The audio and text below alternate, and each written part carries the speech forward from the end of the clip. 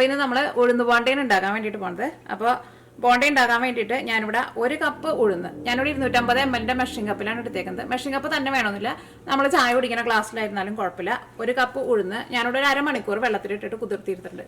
അപ്പോൾ നമ്മുടെ ഉഴുന്ന് ഇതേപോലെ ഇങ്ങനെ നല്ല സോഫ്റ്റ് ആയിട്ട് വന്നിട്ടുണ്ട്. ഇനി ഉഴുന്ന് നമുക്ക് മിക്സിയിലിട്ടിട്ടൊന്ന് അരച്ചിട്ടെടുക്കുക. ഇനി ഇതിലേക്ക് ഞാനിവിടെ 1/2 ഗ്ലാസ് വെള്ളം ചേർക്കുന്നുണ്ട്. ഒട്ടും വെള്ളം കൂടുതൽ ചേർക്കരുത്, 1/2 ഗ്ലാസ് മാത്രം വെള്ളം ചേർത്താൽ മതി.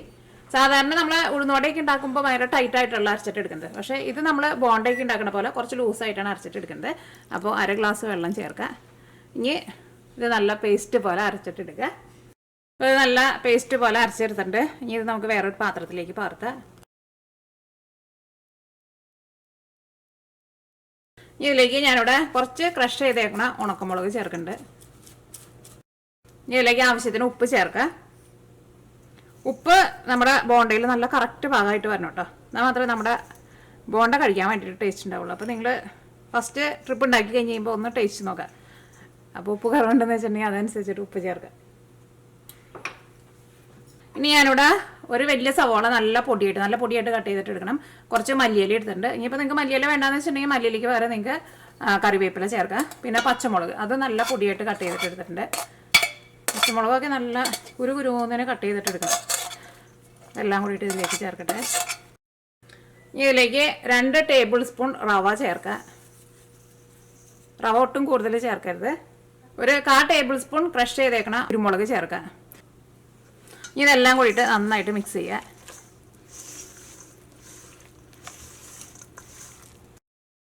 ഞങ്ങൾ ഇതിൻ്റെ ടേസ്റ്റ് നോക്കാം. അപ്പോൾ ഉപ്പ് വേണമെന്ന് വെച്ചിട്ടുണ്ടെങ്കിൽ അതനുസരിച്ചിട്ട് ഉപ്പ് ചേർത്ത് കൊടുക്കുക. അപ്പോൾ ഞാനിതിലേക്ക് ഇഞ്ചി ചേർക്കണില്ല കേട്ടോ. ഇഞ്ചി ചേർത്തിട്ടുണ്ടെങ്കിൽ ചിലപ്പോൾ ഒരു കൈപ്രസം വരുന്നുണ്ട്. അപ്പോൾ ഞാൻ ഇഞ്ചി ചേർക്കണില്ല. ഇപ്പോൾ ഇതെല്ലാം കൂടിയിട്ട് നന്നായിട്ട് മിക്സ് ആയിട്ടുണ്ട്. ഇനി എന്ത് ചെയ്യണമെന്ന് വെച്ചിട്ടുണ്ടെങ്കിൽ ഇത് നന്നായിട്ട് നമ്മളൊന്ന് അടിച്ച് ഇതിൻ്റെ ഉള്ളിലേക്ക് നന്നായിട്ട് എയർ വരണം. അപ്പോൾ നമ്മുടെ ബോണ്ട നല്ല സോഫ്റ്റായിട്ട് വരും. പിന്നെ ഇത് നമ്മളിങ്ങനെ അടിച്ചിട്ട് എടുക്കുമ്പോൾ കൈ കൊണ്ട് അടിച്ചെടുക്കണമെന്ന് നിർബന്ധമില്ല. കൈ കൊണ്ട് അടിച്ചെടുക്കുമ്പോൾ നമ്മുടെ കൈമേക്ക് നിറച്ചാവും. അപ്പോൾ ഇതേപോലെ ഞാൻ അതേപോലെ ഒരു സ്പാച്ചിലാണ് എടുക്കുന്നത്. സ്പാച്ചില തന്നെ വേണമെന്നില്ല, സ്പൂൺ വെച്ചിട്ടായിരുന്നാലും ചെയ്യാം. എന്നിട്ട് ഇതിപ്പോൾ ഇതിങ്ങനെ കുറച്ച് ലൂസായിട്ടുള്ള മാവ് ഇരിക്കുന്നത്. അപ്പോൾ അതുകൊണ്ട് തന്നെ നമുക്കിങ്ങനെ ഇതിനെ അടിച്ചെടുക്കാനായിരുന്നാലും നല്ല എളുപ്പമാണ്. അപ്പോൾ ഇതിൻ്റെ ഉള്ളിൽ നന്നായിട്ട് എയർ വന്നിട്ട് ഇത് നല്ല സോഫ്റ്റായിട്ട് വരും. അപ്പോൾ നമ്മുടെ ബോണ്ട റെഡി ആയി കഴിഞ്ഞ് കഴിയുമ്പോൾ അതിൻ്റെ ഉള്ളിലേക്ക് നല്ല പഞ്ഞി പോലെ ഇരിക്കും. അപ്പോൾ ഇതേപോലെ ഇങ്ങനെ നന്നായിട്ട് ഇങ്ങനെ അടിച്ചെടുക്കുക. നന്നായിട്ട് ഇങ്ങനെ പതഞ്ഞ് വരുന്ന ഒരു സൗണ്ട് കേൾക്കണില്ലേ? അപ്പോൾ എത്രയ്ക്ക് നന്നായിട്ട് അടിച്ചിട്ട് എടുക്കണോ അത്രയ്ക്ക് നന്നായിട്ട് വരും. അപ്പോൾ ഇതേപോലെ ഇങ്ങനെ സ്പാച്ചിൽ തന്നെ വേണമെന്ന് നിർബന്ധമില്ല കേട്ടോ. അപ്പോൾ നമുക്കൊരു സ്പൂൺ വെച്ചിട്ട് ചെയ്ത് നോക്കാം.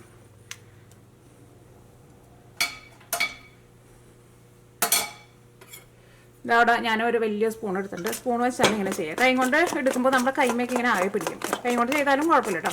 പക്ഷേ ഞാൻ സ്പൂൺ കൊണ്ടാണ് ചെയ്യുക. ഇത് നന്നായിട്ട് കണ്ട മാവ് തന്നെ നന്നായിട്ട് ഇങ്ങനെ പൊന്തി വരുന്നുണ്ട്. അതേപോലെ നന്നായിട്ട് ഇങ്ങനെ റേസ് ചെയ്ത് വരണം. നമ്മുടെ കൈ ആയിരുന്നാലും ഒട്ടും വേദന എടുക്കില്ല. കാരണം ഇത് ഒട്ടും ടൈറ്റായിട്ടല്ലല്ലോ ഇരിക്കുന്നത്, മാവ് കുറച്ച് ലൂസായിട്ടാണ് ഇരിക്കുന്നത്. അപ്പോൾ അതുകൊണ്ട് തന്നെ ഇങ്ങനെ അടിച്ചെടുക്കാനാണെങ്കിലും നല്ല എളുപ്പമാണ്. അപ്പോൾ എത്രയ്ക്ക് നന്നായിട്ട് അടിച്ചിട്ട് എടുക്കണോ അത്രയ്ക്ക് നല്ലതായിട്ടിരിക്കും. നമ്മുടെ വടയുടെ ഉള്ളിൽ നല്ല പഞ്ഞി പോലെ ഇരിക്കും. ഇതിങ്ങനെ വെച്ചിട്ട് അടിച്ചെടുക്കണേന് നല്ലത് നമ്മുടെ കയ്യിലെടുത്തിട്ട് നമ്മുടെ വയറിനോട് ചേർത്തിട്ട് ഈ പാത്രം വയ്ക്കുക. എന്നിട്ട് ഇങ്ങനെ അടിച്ചിട്ടെടുക്കുക. അപ്പോൾ നല്ല ഈസി ആയിട്ട് നമ്മുടെ കൈ വേദന എടുക്കാണ്ട് നമുക്ക് അടിച്ചിട്ട് എടുക്കാൻ വേണ്ടിയിട്ട് പറ്റും. അതുപോലെ തന്നെ നമ്മളിങ്ങനെ കയ്യിലിങ്ങനെ പിടിച്ചിട്ട് അങ്ങനെ എവിടെയെങ്കിലും വെച്ചിട്ട് ചെയ്യണേക്കാളും നല്ലത് നമ്മളിങ്ങനെ കയ്യിലിങ്ങനെ വട്ടം പിടിച്ചിട്ട് ഇതേപോലെ ഇങ്ങനെ അടിച്ചിട്ടെടുക്കുക. വേണ്ട നല്ല വിപ്പിംഗ് ക്രീം പോലെ ആയിട്ടുണ്ട്. നന്നായിട്ട് പതഞ്ഞ് വന്നിട്ടുണ്ട്. എത്രയ്ക്ക് നന്നായിട്ട് പതപ്പിച്ചെടുക്കണം, നിങ്ങൾക്ക് എന്തോരം അതിൻ്റെ ഉള്ളിൽ നല്ല സ്പോഞ്ച് പോലെ നല്ല പഞ്ഞി പോലെ വരണോ അതനുസരിച്ചിട്ട് നിങ്ങൾ ഇതേപോലെ ഇങ്ങനെ അടിച്ചെടുക്കുക.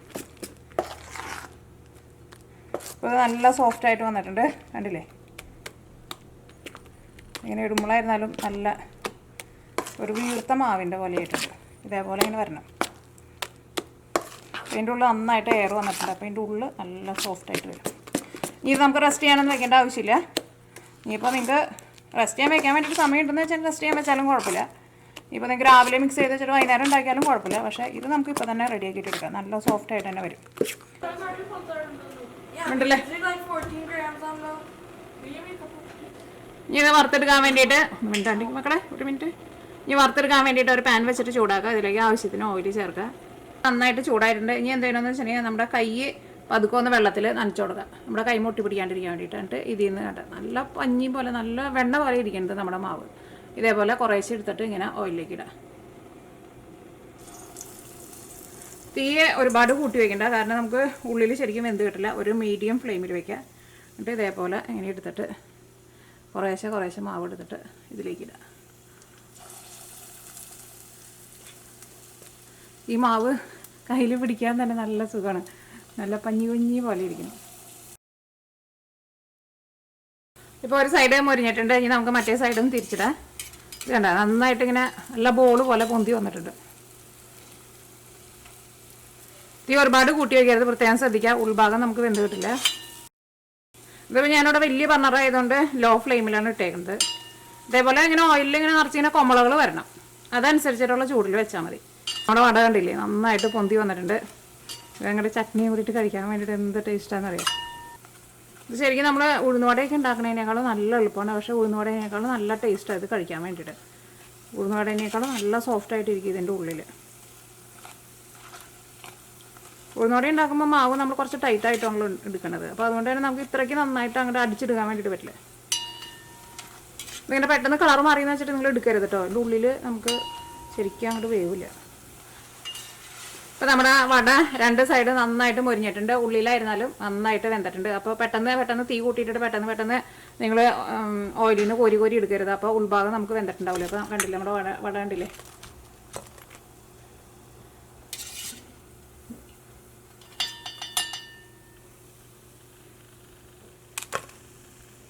മൊരിച്ചെടുത്തേക്കണ വടയുടെ ഉള്ളൊന്ന് നോക്കട്ടെ കേട്ടോ. കണ്ടില്ലേ ഇതിൻ്റെ ഉള്ളിൽ ഇരിക്കണില്ലേ നല്ല പഞ്ഞി പോലെ ഇരിക്കുക. ഇതങ്ങടെ തേങ്ങ ചട്നിയും കൂടിയിട്ട് അല്ലെങ്കിൽ വെറുതെ തന്നെ കഴിക്കാനാണെങ്കിൽ നല്ല ടേസ്റ്റായിരിക്കും.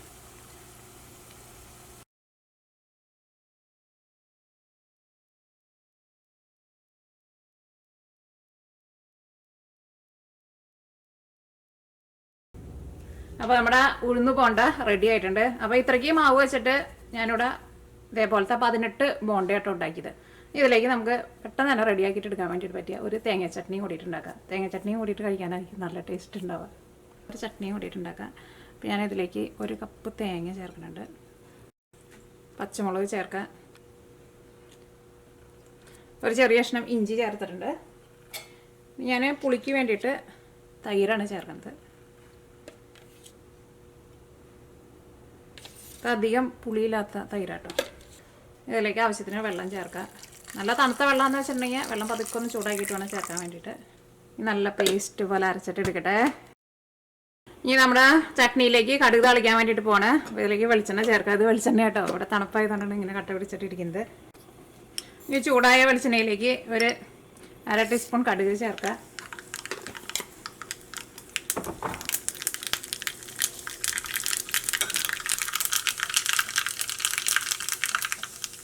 ഉണക്കമുളക് ചേർക്കുക. ചെറിയ ഉള്ളി നല്ല പൊടിയായിട്ട് കട്ട് ചെയ്തത്. ഇത് സവോള കേട്ടോ, ഇവിടെ ചെറിയ ഉള്ളി കിട്ടില്ല. കറിവേപ്പിലയും ചേർക്കാം. ഇത് നന്നായിട്ട് മൊരിഞ്ഞിട്ടുണ്ട്. ഇത് നല്ല ചൂടോട് കൂടിയിട്ട് നമ്മുടെ ചട്നിയിലേക്ക് ചേർക്കുക.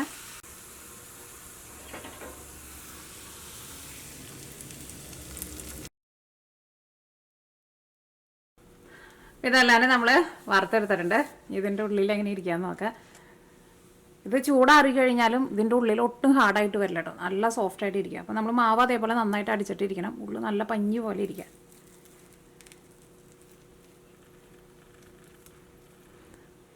ഇതിൻ്റെ ഉള്ളിലിരിക്കണുണ്ട്, ഒട്ടും ഹാർഡാവില്ല, നല്ല സോഫ്റ്റായിട്ടിരിക്കും ഉള്ളിൽ. ഇപ്പോൾ നമുക്ക് എന്തെങ്കിലുമൊക്കെ പാർട്ടിക്കൊക്കെ ഉണ്ടാക്കണമെന്ന് വെച്ചിട്ടുണ്ടെങ്കിൽ നേരത്തെ ഉണ്ടാക്കി വെച്ചാലും കുഴപ്പമില്ല, ചൂടാറി കഴിഞ്ഞാലും ഇതിൻ്റെ ഉള്ളിലെ ഈ സോഫ്റ്റ്നെസ് ഒട്ടും പോവില്ല കേട്ടോ.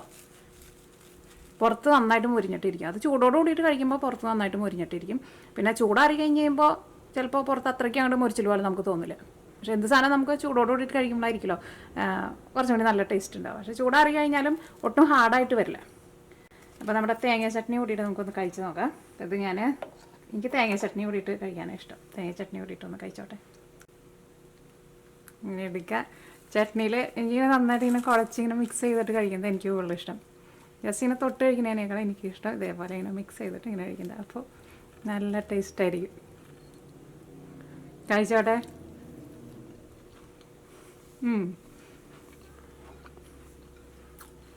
നല്ല ടേസ്റ്റ് ഉണ്ട്. അതിൻ്റെ ആ പുറത്ത് ആ ഒരു മുറിച്ചിലും ഉള്ളിലേക്ക് ചെന്ന് കഴിയുമ്പോൾ നല്ല സോഫ്റ്റായിട്ട് ഇരിക്കണേ. ഇങ്ങനെ അത് മിക്സ് ചെയ്തിട്ട് കഴിക്കാം. ഒരു ഗ്ലാസ് ചായയും കൂടി ഉണ്ടെന്ന് വെച്ചിട്ടുണ്ടെങ്കിൽ പറയേണ്ട ആവശ്യമില്ല. അപ്പോൾ നിങ്ങളെല്ലാവരും ട്രൈ ചെയ്ത് നോക്കുക. ട്രൈ ചെയ്ത് നോക്കിയിട്ട് ഫീഡ്ബാക്ക് പറയാൻ വേണ്ടിയിട്ട് മറക്കരുത്. അപ്പോൾ നമുക്ക് നാളെ വേറൊരു പുതിയ റെസിപ്പി ആയിട്ട് വരാം.